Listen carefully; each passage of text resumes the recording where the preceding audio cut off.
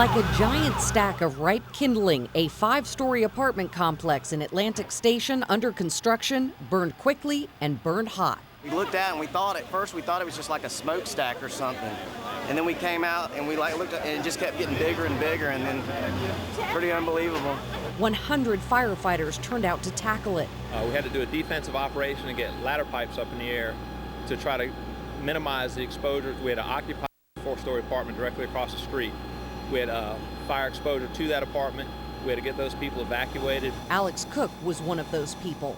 5:30 this morning, the alarm's going off and we're running outside and there's like fireballs and there's cars blowing up in the street. It's just, you don't expect that. While his apartment was virtually untouched, just across the hall was a very different sight. It's black, like they had to bust down the doors, the ceilings are dripping and stuff, and the windows are melted, like the window frames are melted in. It's kind of scary. Scarier still is what happened shortly after he and others were allowed back in. Firefighters thought that just the facade of the Art Foundry condos was damaged, but flames burst out of the roof, forcing another hurried evacuation as they tackled that and other still smoldering hotspots. And I park out there all the time, so it could have been me easily. I'm watching my, neighbors' cars blow up right now. Jeremy Shyatt lives on the 2nd floor of the Art Foundry building. The wail of sirens woke him. We look outside and we look across the street at the apartments, and it looks like they're on fire. But it ended up being a reflection of our apartment complex on the backside of us. So we sprinted out to our cars, got a few things, threw it in the back of the car, and parked our car across the street at IKEA. As he and dozens of other Atlantic Station residents watched fire consume the nearby newly constructed apartment building, they also watched the flames spread. We look up in the sky, blaze. So we get onto the park over there where the bridge is, and I saw that the whole block was on fire, and I said I knew my car was gone, so. Yeah, that's quite an alarm clock there, but we're thankful that we were able to grab a few of our things and get out of there. My cat and my purse. My husband, of course. Gwen Morhola fled her home and walked into a frightening scene. It looked like a war to me. Like the cars on fire and everything, like a movie scene. It was scary because, it was so close to my home, but just thank God nobody lived in that building.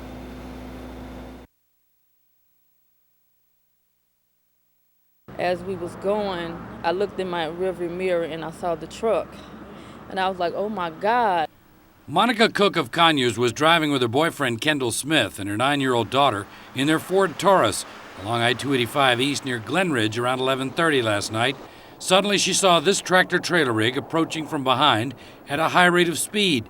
She swerved her car to get out of the way, but he swerved too, swiping the right side of her car, causing minor damage. Then she says he ran right over this Ford Explorer, flipping it over and ejecting the driver. Then he hit 2 more vehicles on I-285 East near Ashford Dunwoody, another SUV and a van. She and her boyfriend called 911 and continued to follow the truck at nearly 90 miles an hour. Finally, DeKalb County Police pulled him over on I-85 South, just below North Druid Hills Road. The truck driver appeared disoriented, but didn't put up any resistance. I don't know. Somebody needs to do something to him. He couldn't have been at his right mind. Something was definitely wrong with him. Inside the cab, police found what appeared to be a crack pipe and possibly some crack cocaine as well as a bottle of pills. The truck turned out to be stolen from Indiana, and the out-of-control driver had a canceled license. He was hauled off to jail to face several serious charges. He had no regard for anybody's life on 285 tonight. And I want to see this guy be prosecuted to the fullest.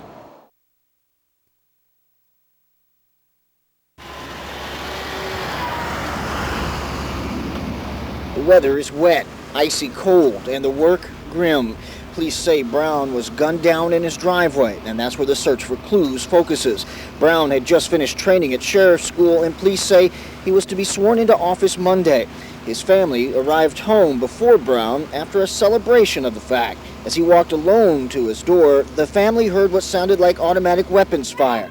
Brown was nearing an end to his long and controversial ascension to sheriff. He'd not won friends among outgoing Sheriff Dorsey's close allies. Brown promised dozens of demotions and some firings to make room for his own people. Joel Thomas, 11 Alive News. No. He's short.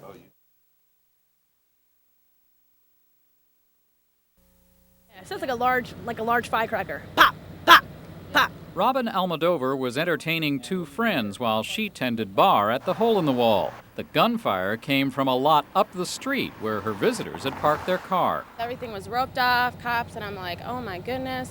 Plainclothes police had been watching the unattended lot behind a closed-down restaurant. Police say a group of young men parked in this Chevy Tahoe.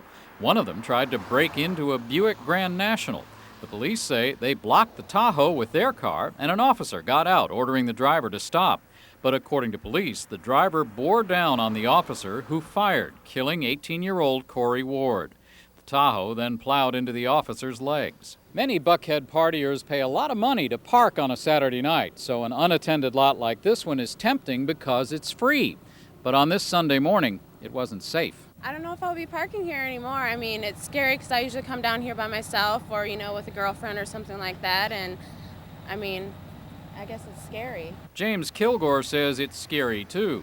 He picks up trash partiers leave in the Peachtree Road United Methodist Church lot just across the street from the shooting scene. Some cases, the church has been, the cars have been broke in during the time that it was church service.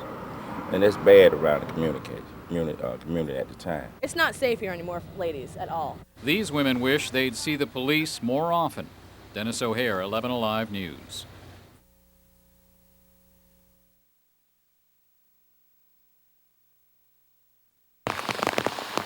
The murder in northwest Atlanta happened on September 21st when a helper at Sonny's Package Store on MLK was shot and killed for no apparent reason. Hard-working individual working in that liquor store, observed a vehicle outside, walked outside the liquor store to see why these subjects were sitting in a car, and then he was shot. And now Atlanta police, working with the GBI and the ATF, confirm the gun used to kill Millian Waldemarian, an immigrant from Ethiopia, was later found at an Alabama murder linked to John Muhammad and John Malvo. Now, other police agencies are checking unsolved murder files to see if any of their cases fit the profile, including the Sideline Grill shootings in Fulton County in March. Could the man seen here in the surveillance video be John Muhammad? We had thought initially that it involved someone who had ready access to the expressway. So what I have asked Chief Coleman to do is to go back and review all of his cases that might in any way be connected with this sniper shooting.